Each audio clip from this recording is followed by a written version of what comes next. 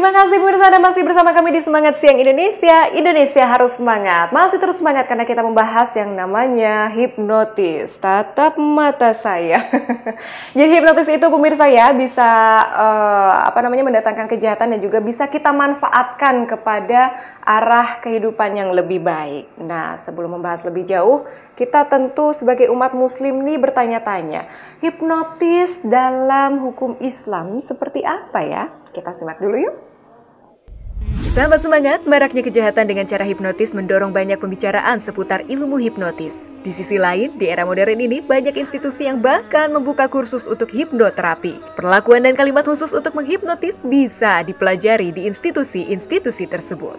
Hipnotis juga erat kaitannya dengan segmen hiburan. Beberapa publik figur menaikkan popularitasnya dengan keahliannya dalam menghipnotis. Namun ternyata selain untuk kepentingan hiburan, ilmu hipnotis ini bisa digunakan untuk terapi kesehatan, misalnya mengatasi fobia atau pengaturan berat badan. Masyarakat pun terbelah menjadi dua kelompok besar karenanya, ada yang pro dan tidak sedikit pula yang kontra. Kaum yang kontra kerap mengaitkan segala bentuk hipnotis dengan hipnotis klasik. Hipnotis klasik diperoleh dengan berbagai metode yang syarat dengan upacara klinik, misalnya sesajian, membakar kemenyan, ramu-ramuan tertentu, dan lainnya. Perbuatan semacam ini dianggap bertentangan dengan syariat Islam. Di zaman kekinian ini, ilmu hipnotis justru telah dikembangkan secara modern. Hipnotis modern inilah yang sekarang banyak dikembangkan dan diajarkan oleh berbagai lembaga pelatihan. Ilmu ini lebih menekankan pengembangan dan manajemen fungsi otak kanan dan otak kiri. Sebagai umat Islam, bagaimana kita harus menyikapi pro dan kontra ini? Ada yang berpendapat seperti itu. Kita tanyakan Pak Ustadz Bambang Setiawan ya. Ini adalah beliau adalah ahli hipnoterapi. Pak Ustadz, tolong gambarkan perbedaan antara hipnosis klasik versus hipnosis modern. Itu penyebutannya seperti itu, betul? Hipnosis klasik itu adalah hipnosis yang melalui prosedur tertentu. Itu klasik ya. Prosedurnya apa? Jadi kalau mau melakukan hipnosis ya prosedurnya ini gitu. Prosedurnya itu adalah induksi ya, deepening, kemudian sugesti, kemudian terminasi. Tempat itu. Sebelum induksi ada building rapport dulu, pendekatan ya. Jadi induksi itu adalah mengarahkan pikiran klien masuk ke pikiran bawah sadar, induksi. Ya. Deepening itu lebih dalam lagi dari induksi. Setelah masuk ke induksi, didalamin lagi. Ya.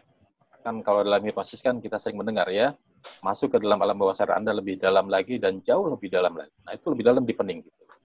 Setelah deepening, baru masuk ke sugesti. Apa yang kita inginkan? Teknik sugesti banyak banget, gitu ya. Di teknik hipnoterapi banyak banget. Setelah selesai, terminasi, kembali lagi ke pikiran sadar, normal lagi, normal state. Nah, itu melakukan proses hipnosis klasik seperti itu, yang saya pahami ya. Jadi ada langkah-langkahnya, terus ada skripnya juga seperti apa, ya, sampai kepada kondisi normal state lagi. Nah, semakin ke sini, hipnosis ini semakin kasual, katakan kasual ya. Karena kalau ngobrol itu kan kasual banget tuh. Kasual itu apa? Jadi untuk menghipnosis orang itu tidak perlu melakukan itu semua. Apalagi kalau sudah masuk pada penerapan hipnosis untuk komunikasi, untuk public speaking ya, untuk selling, parenting, hipnosis pada anak. Ya kan pada anak kan nggak mungkin, nak, tatap mata saya dalam hitungan 3 tidur. Nggak mungkin dong begitu. Jadi seorang ibu ke anaknya ya, tatap mata saya, kamu harus mandi sekarang ya nak, gitu Pak Ustadz. Itu yang kita pakai adalah bukan tahapan-tahapan itu, tapi yang kita pakai adalah hypnotic language pattern, pola-pola bahasa hipnosisnya. Ya, pola bahasa hipnosis itu yang digunakan untuk hypnoselling. Bagaimana mengatur kalimat, membuat kalimat-kalimat yang membuat lawan bicara atau calon pembelinya itu mendengar apa yang kita katakan. Nah, itu yang disebut dengan hipnosis modern. Nah, hipnosis modern itu tahun berapa ya, saya nggak tahu. Tapi itu dikemukakan oleh Milton Erickson. Nah, itu mulai muncul penerapan-penerapan hipnosis ya, maka ada hypnoselling, hypnoparenting. Jadi yang dimaksud dengan klasik dan modern itu seperti itu. Iya. Tidak ada kategori hipnosis yang klinik, tidak ada ya, karena yang klinik itu bukan hipnosis gitu. Tidak seperti itu ya. Pak Ustadz, ini juga ilmu hipnotis juga kan lekat kaitannya dengan yang namanya pengobatan terapi ruqyah ya. Sebagian peruqyah tapi menolak nih Pak Ustadz, menolak hipnoterapi sebab condong ke arah ilmu sihir katanya, yang notabene dekat dengan kesyirikan. Bagaimana Pak Ustadz?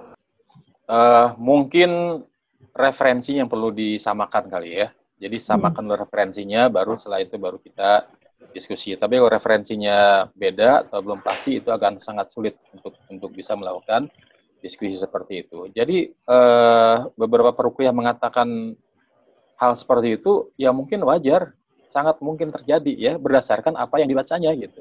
Tapi kalau apa yang dibacanya itu berubah, mungkin bisa jadi pandangannya juga bisa berubah. Kalau yang dimaksud dengan semua apa namanya ya, semua masalah diselesaikan dengan hipnoterapi, ya, tidak juga ya, karena para hipnoterapis tidak boleh bilang begitu. Ya, semua masalah selesaikan dengan hipnoterapis. Tapi kalau ternyata bisa diselesaikan dengan hipnoterapis, ya kenapa tidak? Karena ini adalah bagian dari upaya-upaya manusiawi mempelajari perihal otak manusia. Karena yang digunakan oleh hipnoterapis adalah pengembangan atau memanfaatkan fitrah dari otak manusia itu sendiri. Berarti siapa saja yang bisa mempelajari ilmu hipnosis ini? Bisa banget ya. Hipnosis itu hanya belajar butuh waktu 6 jam aja cukup. Oke. Ya, 6 jam cukup. Hanya setelah itu dilatih terus gitu. Kayak naik sepeda aja ya. Naik sepeda berapa lama sih gitu. Tapi kalau nggak dipakai ya nggak bisa gitu ya. Tapi kalau dipakai terus jadi lancar. Pak Ustadz, sebagai terapis nih ya, dan juga aktivis atau praktisi agama, apa saran dan harapan Pak Ustadz agar bidang hipnoterapi ini diberikan keputusan hukum yang selaras nih? Oh, gitu ya. Kayaknya berat banget ya jawabannya kalau begini. Soalnya masalah kebijakan ya.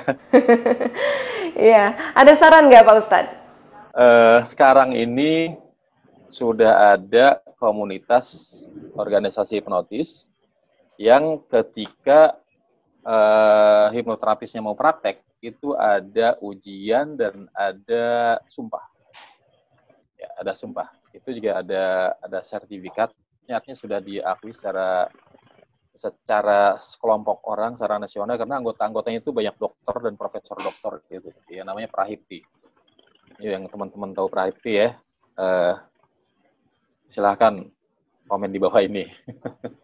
Teman-teman di Prahipti. Nah, itu juga artinya sudah mulai bukan diresmikan, diakui keberadaannya ya.